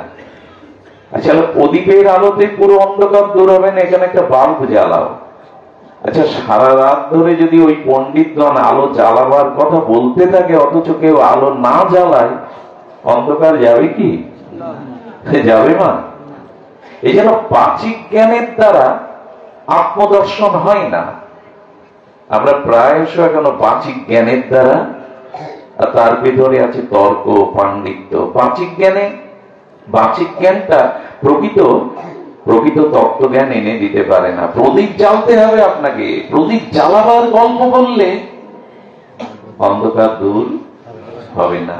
আমরা শুধু আলো জ্বালাবার কথাই বলি, কত জ্ঞানের স্ফুরণ হয় আমাদের। কিরকম জানেন? জগৎ মিথ্যা, একমাত্র আত্মাই সত্য। এরকম বলি আমিও আমরা, জগৎ মিথ্যা, ব্রহ্ম সত্য বলি। এই জগতের সব অনিত্য, এই জগৎ সব দুঃখপ্রদ, অথচ ভোগের বেলায় আমি জগৎকে আঁকড়ে ধরে আছি, ভোগকে আঁকড়ে ধরে আছি। আচ্ছা, যদি ঈশ্বর সত্য আর জগৎ অনিত্য বা মিথ্যা হয়, এটা যদি জ্ঞানের পরিভাষা হয়, জ্ঞানের সর্বশ্রেষ্ঠ সংজ্ঞা হলে এই যে ঈশ্বর সত্য আর সব অনিত্য বা মিথ্যা, ব্রহ্ম সত্য, জগৎ মিথ্যা। তাই যদি হয়, জগৎ যদি ঈশ্বরবাদে সব মিথ্যা হয়, তাহলে সোনার ডলার মাটির ঢেলাটাকে সমান দেখতে হবে আপনার। তা কি হয়? বলছি ঈশ্বর সত্য, জগৎ মিথ্যা, অথচ মানার বেলায় সোনার মিথ্যাই যদি হবে, তো মাটির ঢেলা সোনা এক হবে না আমার কাছে? এই যেন মৌখিক জ্ঞান জ্ঞান নয়, তত্ত্ব জ্ঞানই জ্ঞান, কর্ম জ্ঞান। এই যে কর্ম, নিষ্কাম কর্ম আর বিশুদ্ধ তত্ত্ব জ্ঞান, এই দুটি সোপানের উপরেই দিয়ে মানুষ ভক্তি রাজ্যে পৌঁছাতে পারে। ভক্তি রাজ্য পৌঁছালে এটাই উপায়, তত্ত্ব জ্ঞান, যে এই অনন্ত সুন্দর পৃথিবী ভগবানেরই সৃষ্টি। এবং এই তত্ত্ব জ্ঞান না আসা পর্যন্ত, তত্ত্ব জ্ঞানটা কেমন জানেন? একটু সংজ্ঞায় বলেছে। আচ্ছা, রিজার্ভেশনে যে গাড়ির ট্রেনের সিটটা আপনি কাটলেন, সেই চিঠে গিয়ে নাম্বার থেকে দাবি করেন কিনা এটা আমার সিট, দাবি করেন কিনা এটা আমার সিট? কেউ বসে থাকলে বলেন এটা আমার সিট। আচ্ছা, স্টেশনে আপনার লক্ষ্য যেখানে, আপনি গতাগতি যেখানে নামবেন, ওইখানে নামার পরে কি আর পেছন ফিরিয়ে দুঃখ করতে লাগেন, আমার সিট আমি কেন ছেড়ে যাব, বাড়ি নিয়ে যায়? রেসপন্সটা এ কি মনে হয়? বরঞ্চ নেমে যান, তখন আর দাবি করেন না ট্রেনটা আমার, ট্রেন আমার, ফ্লাইট অমুক সময় ছাড়বে, আমার ফ্লাইটের নাম্বার এত, বলেন তো? যখন ছেড়ে যান তখন কি আমার কারণে কষ্ট পান? এটি আমার, সিটটা আমার। তার মানে এই জগৎটাও ধরে দিন একটা ট্রেন, আপনি যাত্রী হয়ে উঠেছেন, যে ঘর সংসার ওর মধ্যে পেয়েছেন, সিট পেয়েছেন, বসার জায়গা পেয়েছেন, সাথীদের পেয়েছেন, এটা সংসার। মৃত্যু যখন আসবে, স্টেশনে নেমে যাওয়া, তখন এই ভাবতেই যদি যেতে পারে আমি টিকিট মাত্র কেটেছিলাম, এইটুকু সময় আমার অধিকার ছিল, এখন কিছুই আমার নয়। এটাই প্রকৃত জ্ঞান, এটাই প্রকৃত জ্ঞান। আমার বলে আঁকড়ে ধরে থাকলে জানবেন, মুখে সে যতই পেনা তুলুক, প্রকৃত জ্ঞান তার হয়নি। এই জন্য এই জগতে ভগবান আমাকে যে কটা দিন দিয়েছেন আমার নয়। আমি বসে আছি কিন্তু একবার, আচ্ছা, ব্যাংকের যিনি ক্যাশিয়ার, যিনি ক্যাশিয়ারের দায়িত্বে প্রধান, সেই প্রধান ক্যাশিয়ার দিনেতে কয়েক কোটি টাকা আনাগোনা হয়, তাই না? সে গুনতে থাকে, লেনদেন করতে থাকে। তার বাড়ির অসুস্থতার কারণে, অসুখের কারণে কিছু টাকা প্রয়োজন। অত টাকা তার হাতে লেনদেন হচ্ছে, একবারও কি সে মনে করে টাকাটা আমার? এবং ওই টাকা নিয়ে কি সে নিজের কাজে লাগাতে পারে? লাগালেও কি তার চাকরিটা থাকবে? গোবিন্দ বলছেন অত টাকা সামনে, কোটি কোটি টাকা তার, সে টাকার মধ্যেই বসে আছে, তার হাতেই লেনদেন হচ্ছে, অথচ সে মনে করছে এই কলমটা ব্যাংক কর্তৃপক্ষের, এই চেয়ারটাও ব্যাংক কর্তৃপক্ষের, এই টাকাগুলো সব জনগণের, সাধারণ মানুষের, এতে হাত দেওয়ার আমার অধিকার নেই।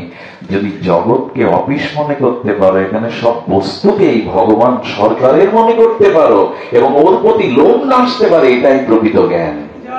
এটাই প্রকৃত জ্ঞান। এর থেকেই তুমি পথ পেয়ে যাবে। তাই কি আর হয় সব আমার? দাবি হলো সব আমার। আমি এবং আমার এই দুটিকে পুরোপুরি যদি আমরা মূল উৎপাদন করতে পারি, আমি থাকলো না, আমার থাকলো না, তখনই তত্ত্ববস্তু ভগবানই থাকে। এর নাম ভক্তি। আমি এবং আমার যেখানে সমর্পণ হয়ে যায়, আমি এবং আমার যেখানে নাই, সেখানেই হলো প্রকৃত ভক্তির শুরু। আজ এখানে পরিমণ্ডলে, এখানে বিশুদ্ধ ভক্তগণের সমীপে আমরা এই দুটি সোপান একটু অতিক্রম করে এখন ভক্তি রাজ্যে প্রবেশ করব।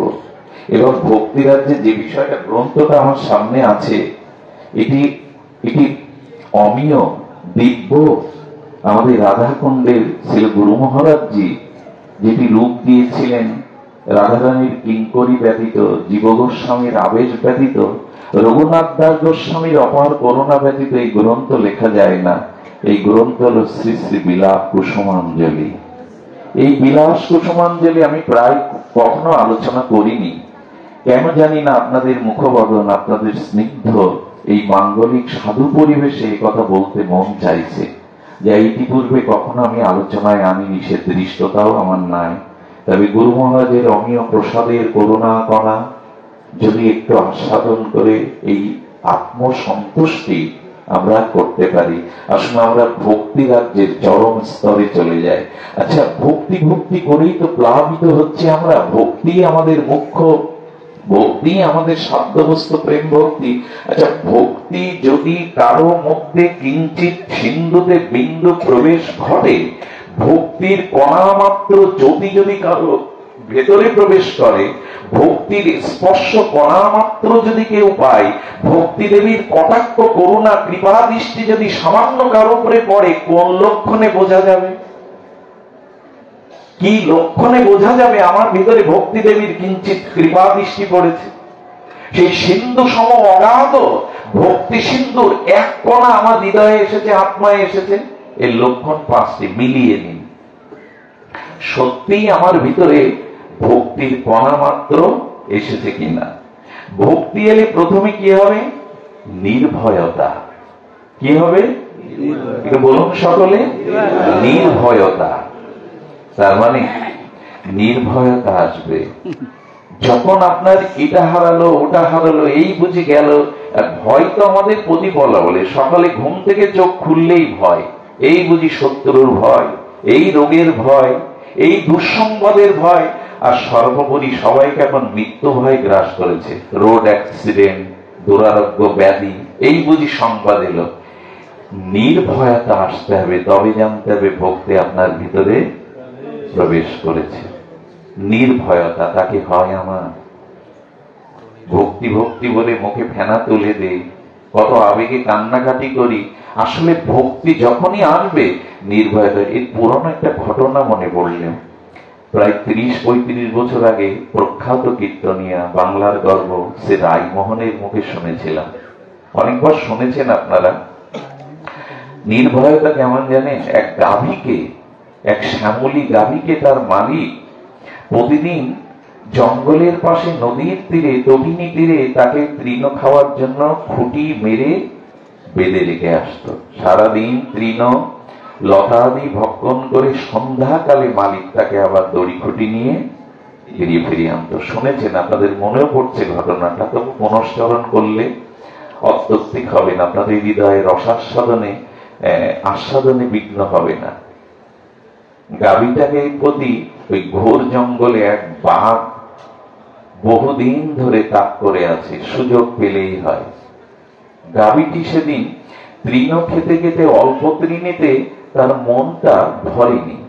সে ধীরে ধীরে নদীর চরের যে দুর্বা ঘাসগুলো লগলাগ করছে, ওই লোভে নদীর চরেই নেমে গেছে। কিন্তু ঘটনাক্রমে যেখানে ঘাসটা মুখ দিতে গেছে ওখানে চোরাবালি। এই চোরাবালিতে গাভীটা যখন পরপর পরপর তলিয়ে গেছে, তার সমস্ত পাগুলি, চারটি পাগুলি মাটিতে আটকে গেছে। বাঘ বললেন, এটাই তো সুযোগ। বাঘ করেছে কি, ওইখান থেকে শিকারের জন্য যখন লাফ দিয়েছে, ঘটনাক্রমে ঈশ্বরের ইচ্ছা 2 হাত দূরে, বাঘের তো একটা মাপ আছে লাফ দেওয়ার, 2 হাত দূরে ওর শিকার, ও চোরাবালিতে আটকে গেছে। ওদের দুজনের কথা বলিয়ে দিচ্ছেন মহাজন ওদের ভাষায়। বাঘ বললে, অনেক দিনের ইচ্ছা তো, একটু এগিয়ে এসো না, মুখটা বাড়িয়ে দাও, কারণ তোমাকে মরতে হবে। এটা তো জোয়ার আসছে, নদীর জোয়ার আসছে, এই জোয়ারেই তুমি ডুবে মরবে। আমি আমার ভক্ষণের দ্রব্য তুমি না হলেও বাঁচবে না। জোয়ার আসছে, ডেবে গেছো। এটা আমি বাঘ, আমার এক একটা বাহুতে 18 পুরুষের শক্তি, আমি এখান থেকে নিজেকে উদ্ধার করে নিয়ে যেতে পারবো। তোমার মৃত্যু সম্মুখে তুমি আমার ইচ্ছা পূরণ করো, এগিয়ে এসো। গরুটা মৃদু হেসে বলছেন, আমার মৃত্যু ভয় নেই, আর আমি মরবো না। মৃত্যু যদি লেখা থাকে, আজ তোমার কপালেই লেখা আছে, তুমি নিজেকে নিয়ে ভাবো। এই নির্ভরতাটা কিসের জন্য জানেন? এই নির্ভয় বা নির্ভরতা কিসের জন্য জানেন? বললেন, গোধূলি নেমে এসেছে, আমার একজন মালিক আছে, মালিক আসছে আমাকে নিতে। মালিক আমার এই দুর্দশা থেকে গ্রামের লোকজন ডেকে এনে তোমাকে পিটিয়ে আমাকে উদ্ধার করবে। আমার মালিক আছে, আমার ভয় নেই। কিন্তু তুমি সর্বশক্তিমান হলেও এখানে তোমার মালিক নেই, তোমাকে বাঁচাতে কেউ আসবে না। যদি ঈশ্বরের প্রতি সর্বত সমর্পিত ভাব হয়, তখনই মানুষের জীবনে আসে নির্ভরতা। প্রহ্লাদের এসেছিল। বলবান হস্তির সামনে, সর্পের সামনে, বিষের সামনে মীরাবা, ভক্তরাজ প্রহ্লাদ ভীত হয়নি। ভীত কি হয়েছিল? দুর্বাসা জটা ছিঁড়ে যখন অগ্নিতে পুড়িয়ে মারতে গেল অম্বরীশ, কেউ কি ভয়ে পালিয়েছিল? বরঞ্চ দুর্বাসা চক্রের ভয়ে পালিয়েছিল। অম্বরীশ ভক্ত পালায়নি, দাঁড়িয়েছিল। এর একটি কারণ, মালিক আছে। ঘটনাও তাই ঘটল। মালিক এসে বাঘটাকে পিটিয়ে গাভীটাকে লোকজন দিয়ে তুলে নিয়ে গেল। আমার মনে হয় যদি বিশ্বাস করতাম আমার জীবনে সর্বতময় ঈশ্বরই আছেন, তাহলে জগতে আমি নির্ভয় হতে পারতাম, ভয় থাকতো না, মালিক আছে তো। এই জন্য ভক্তি যার ভিতরে কিঞ্চিত প্রবেশ হয়েছে, তার প্রথম লক্ষণ হলো নির্ভয়। অনেকটা কেমন জানেন? শিশু অন্ধকারে ভয় পাচ্ছে, ক্ষুধায় ক্রন্দন করছে, কিন্তু ওই ক্রন্দনরত ভয়ে ভীত শিশুকে যতই নারীরা কোল দিতে যাক, স্নেহ মমতা দিতে যাক, শিশুর কান্না বা ভয় যাবে না যতক্ষণ তার গর্ভধারিণী মায়ের কোলে না উঠবে। আচ্ছা, অত বড় নৃসিংহ মূরতি আর ছোট্ট প্রহ্লাদ নৃসিংহদেবের অভয় হস্তের নিচে দাঁড়িয়ে, পৃথিবীর কারো শক্তি আছে প্রহ্লাদের একটা চুলকে বাগাতে পারলো হিরণ্যকশিপু?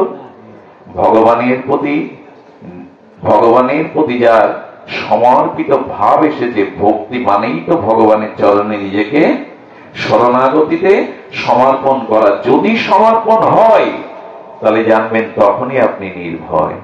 প্রথম লক্ষণ কি বলা হলো? নির্ভয়। দ্বিতীয় লক্ষণ বলছেন নির্ভয়, এবং দ্বিতীয় লক্ষণ হলো নির্ভরতা। আপনার জীবনে সকল প্রকারে নির্ভরতা করতে হবে গোবিন্দের চরণে। তিনি আছেন আমার, যার কেহ নাই, তুমি আছো তার। এই যে নির্ভরতা, এই জীবনে কেউ আপনার, আচ্ছা যেখানে সবাই ভিখারি, একটা পাড়ার মধ্যে 10 ঘর বাস করে, 10 ঘরই ভিখারি, সেখানে ভিক্ষা চাইতে গেলে সহজে পাওয়া যাবে? আমি নিজে ভিখারি, আমি অন্যকে কি ভিক্ষা দেবো? আমি জন্মমৃত্য কর্ম ফলে এ জগতের যন্ত্রণা ভোগ করছি, বঞ্চিত হচ্ছে। আমি আপনাকে কি উপকার করব? আমি আপনাকে কি কল্যাণ করব? আমার কি ক্ষমতা আছে আপনাকে কল্যাণ করার? বলেন এই জন্য নির্ভরতাটা ভগবানের প্রতি করুন। নির্ভয় হবেন, নির্ভরতা তখনই আসবে যখন সবকিছু নির্ভর ভগবানের প্রতি করতে পারবেন। তিনি আছেন আমার, যার কেহ নাই তুমি আছো তার, যার কেহ নাই তুমি আছো তার। এটা হরিদাস ঠাকুর প্রথমে এক পাঠকের ভাগবত আচার্যের মুখে শুনে সেই দিন গরু ভেড়া রেখে বেনাপোল জঙ্গলের উদ্দেশ্যে চলে গিয়েছিলেন। যার কেহ নাই তুমি তো তার আছো। এই জন্য যে নির্ভর করতে পেরেছে, যে নির্ভর করতে পেরেছে সেই প্রকৃত নির্ভয় হয়। দ্বিতীয় লক্ষণ এটি যে ভগবানের প্রতি আপনার একটা নির্ভরতা আসবে, তখনই নির্ভয় হতে পারবেন। আর তৃতীয়টা হলো সহজ শুদ্ধতা। কথাটি খুব মার্মিক।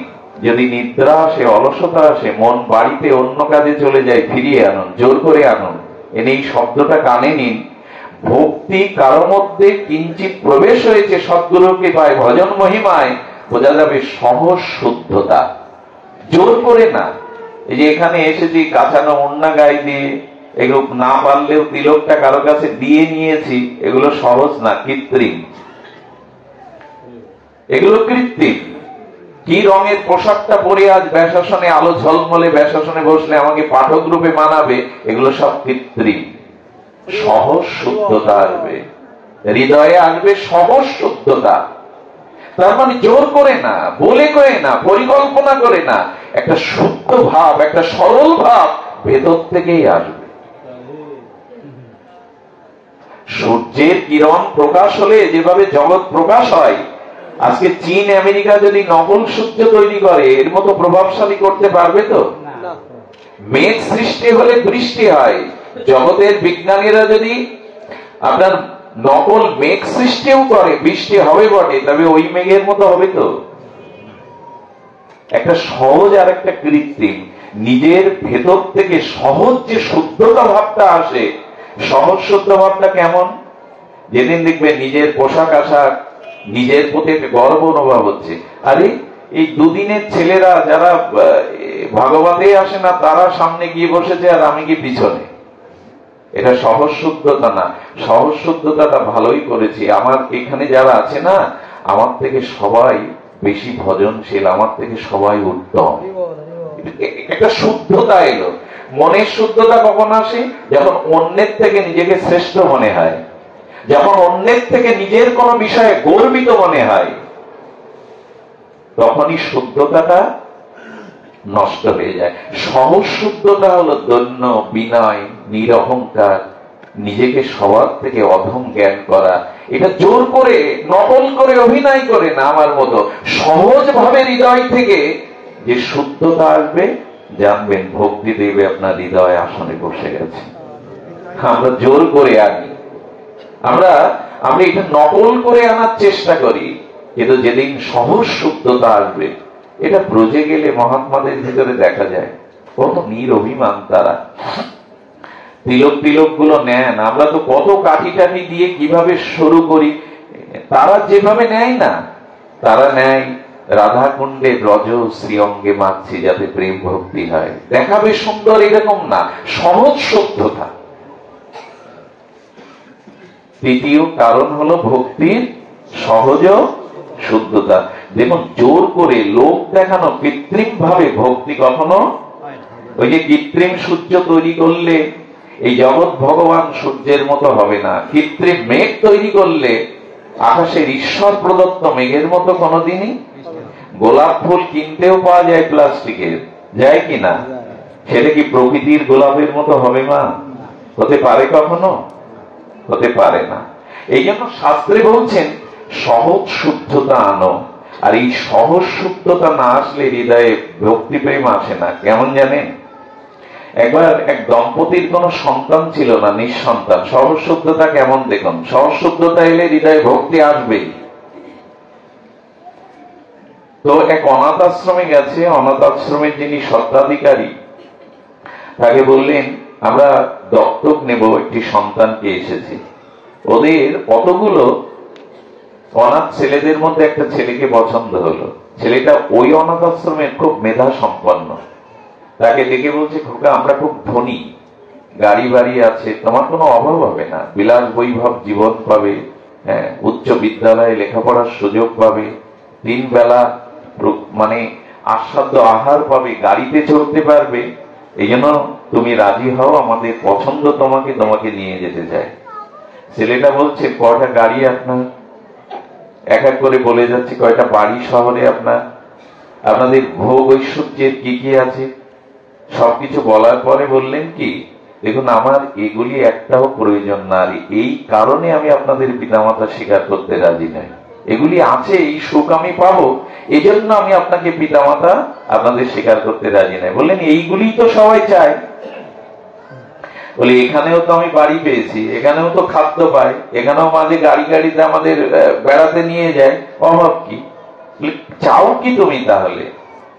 বললেন আমি এগুলি চাই না, আমি চাই শুদ্ধ পিতামাতার মতো একটু ভালোবাসা, একটু অনুরাগ, ওটা যেখানে আছে আমি সেটাই চাই, সেখানেই যেতে চাই আমি। এটা যদি দিতে পারেন তাহলেই আমি আপনাদের কাছে যেতে রাজি আছি।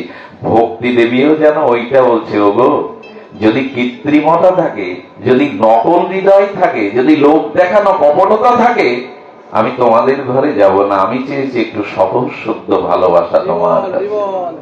ভক্তি দেবীও বলছেন আমি সেই ঘরে যাব, সেই হৃদয়ে যাব যেখানে সহজ শুদ্ধতা আছে, কৃত্রিমতা নাই। ওটাই তো দরকার মানুষের, ওটাই দরকার। ভক্তি দেবী বলছেন সহজ শুদ্ধতা, আর আরেকটি বলেছে সহজ চিন্তন, এটা 4 নাম্বার। 5টি জিনিস আপনার হৃদয়কে পরখ করে নিন, যদি থাকে কিঞ্চিত জানবেন ভক্তি আপনার হৃদয়ে এসেছে। সহজ চিন্তন, 4 নম্বরটা হলো সহজ চিন্তন।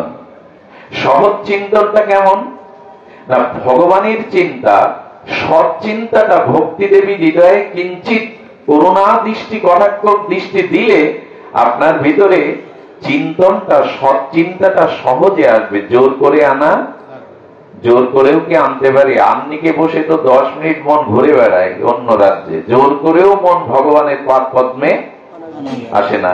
যেদিন দেখবেন সর্ব অবস্থায় সহজভাবে সৎ চিন্তাটা উদয় হচ্ছে, জোর করে না, জানবেন আপনার প্রতি গুরু মহারাজের হরি নামের বিশেষ কৃপা হয়েছে। হরি কথা, সহজ সৎ চিন্তা, এগুলি কি আসে আমাদের? জোর করেও তো আমার আসে না। মাদিস নিজের কথাই বলতে হয়, আন্নিকে 10 মিনিট আন্নিক করতে বললেই, জপ করতে বললে তো 9 মিনিট মন দিল্লি বোম্বে ঘুরে বেড়ায়, বিষয় আশায় ঘুরে বেড়ায়। সহজভাবে, সহজভাবে যেদিন মনে সৎ চিন্তাটা আসবে, জোর করে না। কাল সারা রাত যজ্ঞে হরিনাম শুনেছি, সারা রাত আনন্দবাজারে দেওয়া করেছি, অনেক ভক্তি যজ্ঞের এবছরের বিজয়রাম করে আমি সব থেকে বেশি পরিশ্রম দিয়েছি রাত দিন। এই পরিশ্রম করাতে, রাত্র জাগাতে রিপুগুলো উত্তপ্ত হয়ে পরের দিন দেখলাম বিষয় ভোগ বাসনারও দ্বিগুণ বেড়ে গেছে আগে যা ছিল। ওই যে রাত জেগেছেন, আপনার ইন্দ্রিয়গুলো বিক্ষুব্ধ হয়ে গেছে, পরের দিন আপনার ভোগ বাসনারও দ্বিগুণ বেড়ে গেছে। জানবেন এত কিছু করেও সহজ সদ্ভাব, সহজ চিন্তাটা আপনার হৃদয়ে আসেনি।